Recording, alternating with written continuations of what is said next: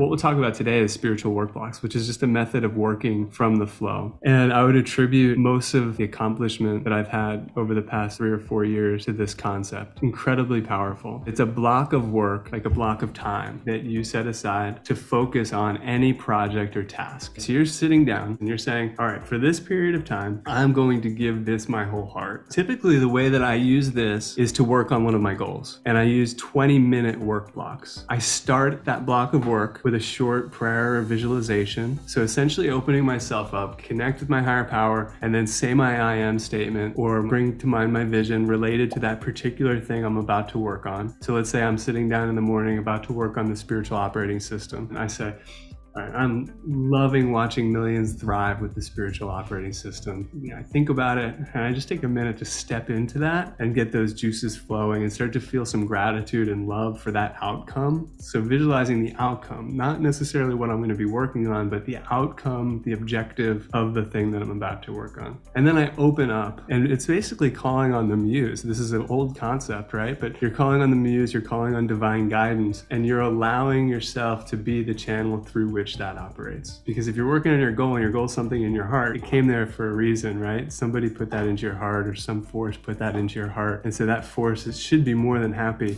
to help you work on that thing if you open up and allow that work to happen. It wouldn't be in your heart if your higher power didn't give it to you. Now, if you're going to sit down every day and you're going to say, okay, you asked for this, here I am, help me do this. And you open up, visualize the outcome you're looking for, call on your higher power, God, the universe, and then open up and be the channel through which that force unfolds their creativity through you. And then you just work. I set a timer. I do 20 minutes. It's almost like the minimum effective dose for making massive progress on whatever it is you're choosing to work on. If you need 1 Tylenol or 1 Advil to get rid of your headache, don't take 4. 20 minutes, minimum effective dose. And at the end of that 20-minute block, you stop, think about this thing again, the outcome, and hand it over. Okay, subconscious mind, universe, work on this thing for me. I did my work. I pushed a little bit, and now I'm going to allow you to grow this. You've chosen the seed, you've planted it in the right soil, and now you're stepping into the garden, opening up and doing a little bit of work. Once you're done, you're saying, okay, Mother Nature, take this now. And the thing usually isn't going to grow that much if you're sitting there messing with it. And the same is true of our goals and our projects, and we forget it so often. Why I think this is so helpful. First, it allows you to work with flow. Just think about how peaceful of a work process that is. You're working from a place of peace and love versus from a place of franticness or panic, or you're thinking about a deadline, let's say. This 20-minute block method is also an incredible way to be consistent, and consistency wins, period. If you figure out something you can do on your goal or your business or your book or your project for 20 minutes a day, you can be consistent with 20 minutes. If I ask my son to practice guitar for 10 minutes, 20 minutes a day, he'll sit down and do it every day. If I ask him to do an hour, he might do once a week, tops. So what happens is if you think you're going to sit down for an hour and work on a particular project, you're going to not do it more often than you're going to do it if you're human. And then that starts to hang over your head. It makes the next hour block feel even more difficult and more challenging and more ominous, right? But if it's 20 minutes, it's short, it's sweet, it's easy. There's something that you can actually accomplish in most cases. And if